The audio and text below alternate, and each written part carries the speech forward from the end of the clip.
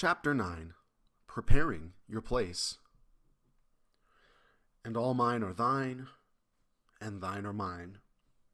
John chapter 17 and verse 10. Thrust in thy sickle and reap, for the time is come for thee to reap, for the harvest of the earth is ripe. Revelations chapter 14 and verse 15. All is yours. Do not go seeking for that which you are. Appropriate it, claim it, assume it.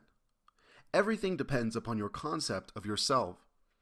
That which you do not claim as true of yourself cannot be realized by you. The promise is this: whoever has, to him it shall be given, and he shall have more abundance. But whoever has not, from him shall be taken away even that which he seems to have.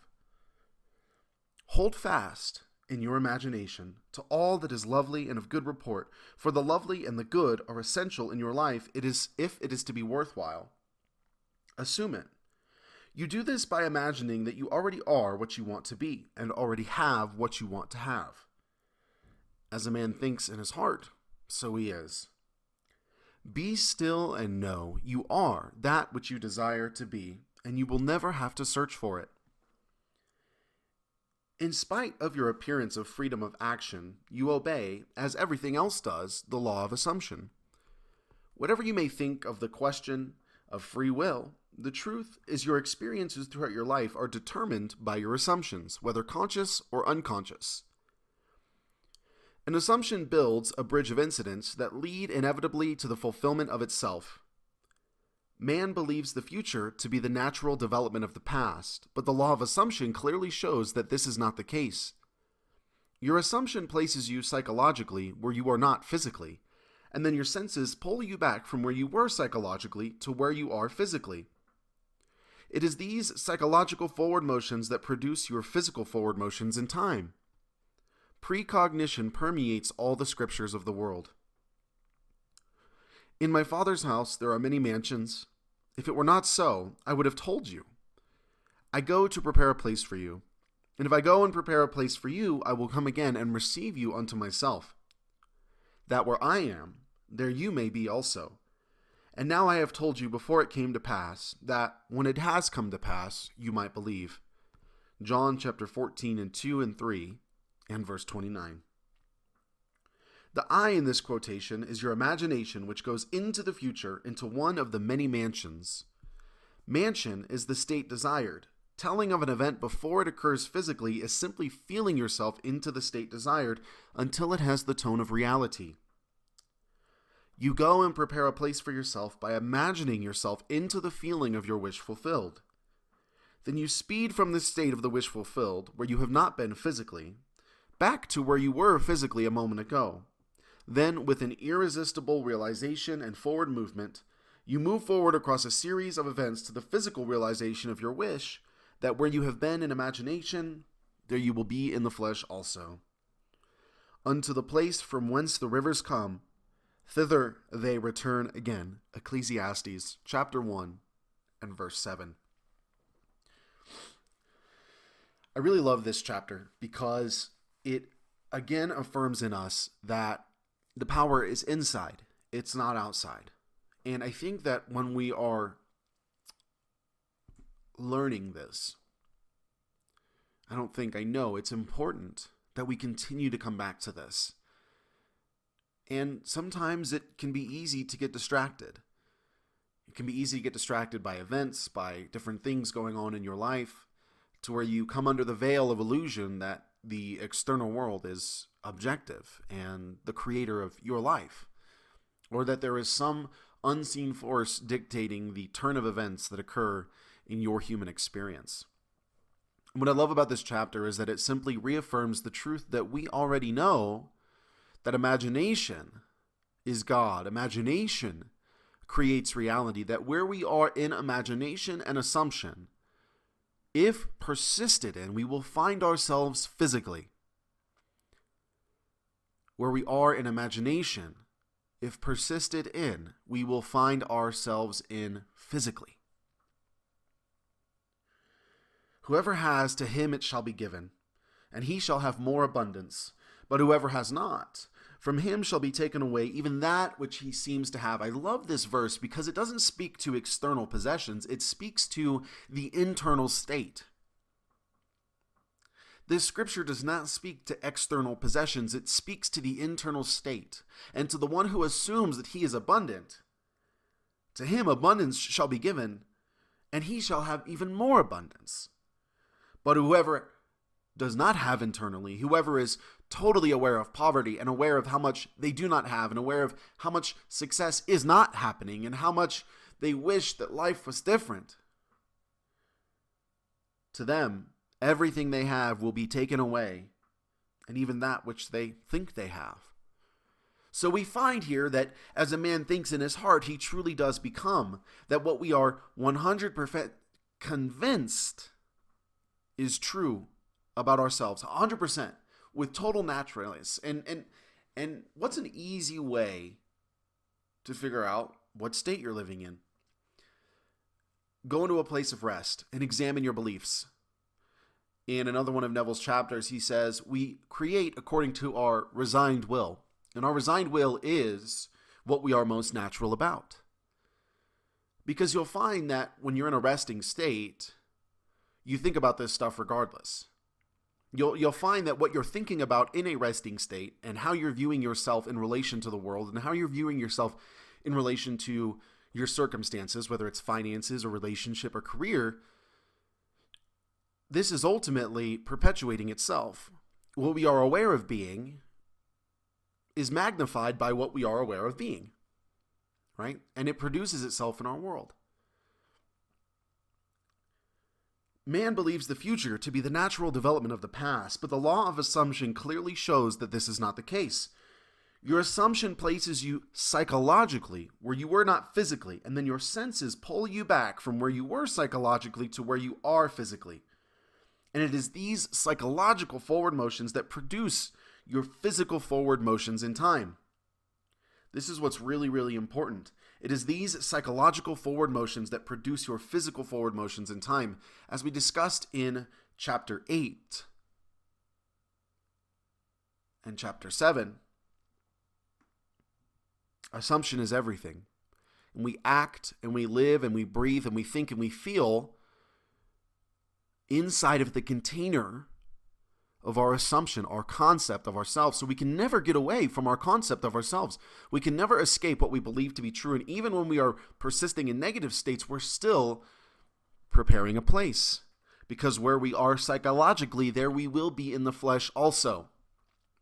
And so I want you to take an inventory of the mental scenarios that you have created around things that you are worried about. Because if you pay attention, they will probably consist of arguing, of fighting, of drama, of chaos. And the scenarios may not play out exactly as you run through them in your head, but they do play out. The substance of those scenarios, the emotional substance of those scenarios plays out in our experiences. And we cannot help this because we are psychological beings existing inside of a physical world. The unseen becomes seen. And we must figure out how the unseen becomes seen. And if we read this chapter and if we pay attention and we really dive in, we find that where we are psychologically always becomes where we go physically. And so your biggest obligation is to live from the place of your wish fulfilled, to insert yourself into the feeling of your wish fulfilled. I love what he says here. Go and prepare a place for yourself by imagining yourself into the feeling of the wish fulfilled. Imagine yourself into the feeling. And this is a very interesting play on words because what we're looking at here is feeling is almost like a sphere. Imagine a sphere for a second. And this sphere can be penetrated by a single focal point of awareness. And I want you to imagine that this point of awareness is a single dot that's, let's just say, 10 times smaller than the sphere. And this awareness penetrates the sphere. It inserts itself into the feeling, which is the sphere. And the sphere is the feeling of the wish fulfilled. And so everywhere that this dot, this focal point of awareness now is becoming aware. It is becoming aware of the feelings associated with the wish fulfilled. I want you to imagine it like this. Imagine you're in a solar system, and imagine there's Jupiter, right? And imagine who you are is the Earth. And all of a sudden, you insert yourself into the middle of Jupiter, and Jupiter is representing the feeling of your wish fulfilled. And so no matter where you're standing on the Earth, no matter where you are aware of being, you are aware of Jupiter or the feeling of your wish fulfilled. It is a total sense of immersion. It is a total sense of marination into the feeling that I already am what I want to be, and your only obligation is to persist in this feeling. Especially when you want to doubt like crazy. When you want to doubt, when you want to just throw it all away, when you want to, just stop trying to do all of this, this is the most important time.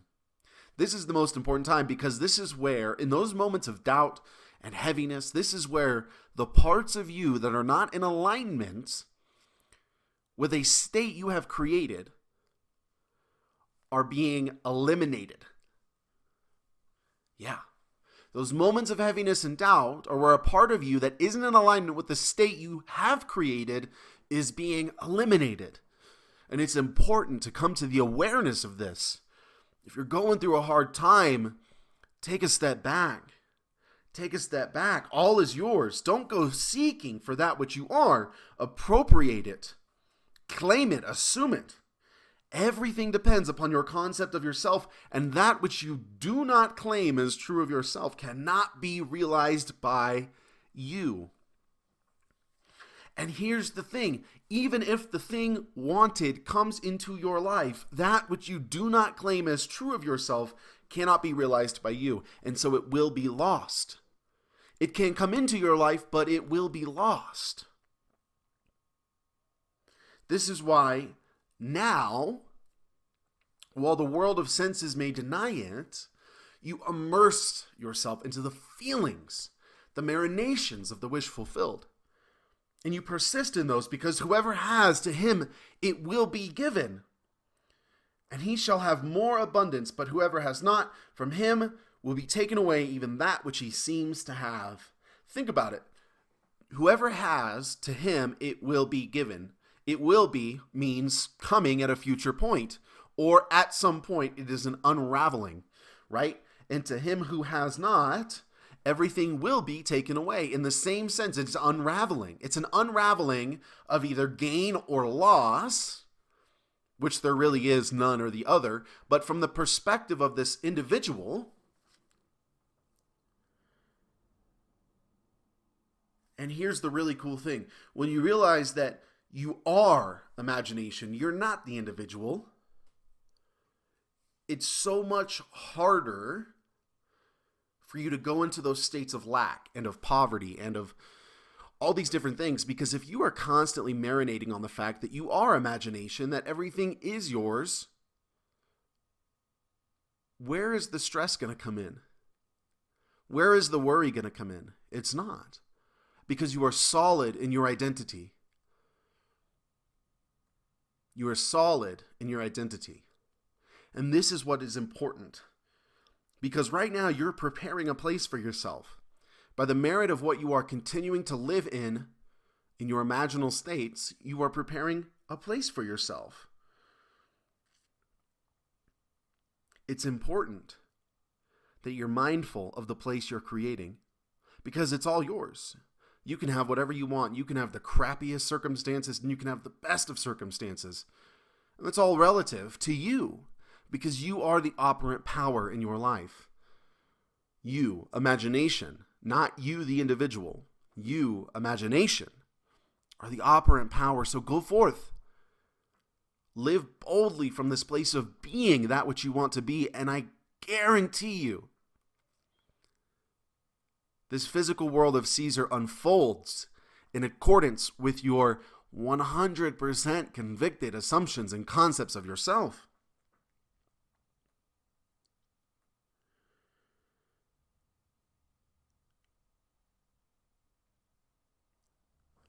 An assumption builds a bridge of incidents that lead inevitably to the fulfillment of itself. This is what's happening. Your assumptions right now are building bridges of incidents that are leading inevitably to the fulfillment of those very imaginings. And so we can't run away from imagination because it's who we are. We can't pretend that we're not feeling what we're feeling. We must feel what we are feeling and then understand that we do not have to feel the way we are feeling. We can, but we don't have to. And we understand that every intense state of feeling we enter into is becoming a super attractor for all the things in our life. And the things that are attracted or manifested or affected as a result of our state will carry the substance of that state. Physical things carry the emotional substance of the state that created them. And once we realize this, once we realize that we're infinite, it no longer becomes this head game of, have I felt it real enough? Have I lived in the end enough? Have I, went to sleep in a state akin to sleep enough? It's not about that. It's not, because you have this full confidence because you understand that you are the imagination that creates worlds. So prepare a place for yourself that is lovely, of good rapport, of abundance, of joy, of peace. You're the only person that can do this. Nobody will come and save you from yourself. In spite of your appearance of freedom of action, everything obeys the law of assumption, including you. So prepare that place, prepare that goodness, prepare that joy, prepare that abundance by immersing yourself in the feelings of the wish fulfilled now and living from these ends, seeing the world from this place and moving and living and having your being from the place of being that which you want to be, and you will create paradise.